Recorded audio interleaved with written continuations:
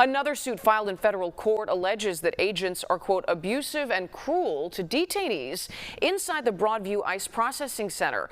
This thing is a hefty 75-page long criminal complaint with other claims of mistreatment that the federal government tells us are categorically false.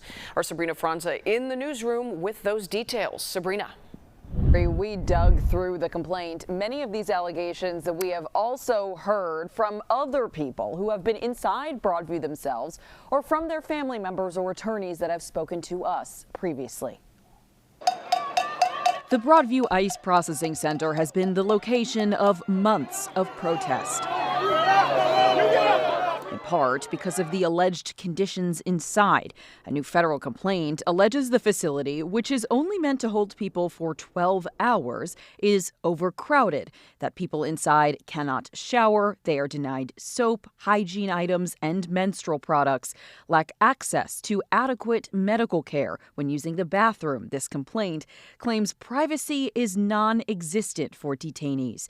It alleges federal officers who patrol Broadview under defendants' authority are abusive and cruel, and that the people inside cannot reach their attorneys for representation, that they're cut off from the outside world. DHS Assistant Secretary Tricia McLaughlin told us in part, quote, any claims that there are subprime conditions at the Broadview ICE facility are false.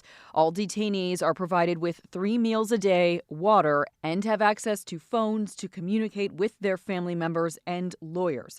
No one is denied access to proper medical care. There is a privacy wall around the toilet for detainees. We've talked to scores of people, and they all described the same conditions: the lack of food, the lack of water, the dirt, the human fluids all over the facility. Alexa Van Brunt is one of the attorneys litigating this class action lawsuit on behalf of detainees. ICE officers and other federal agents are coercing people to sign forms they do not understand because they are not being translated, most often into Spanish.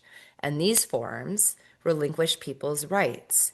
They waive their right to challenge their detention, and often they agree to be removed from the country.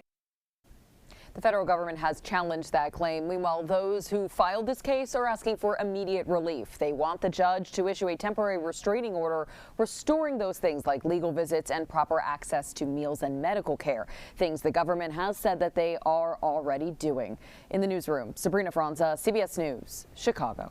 Thank you, Sabrina.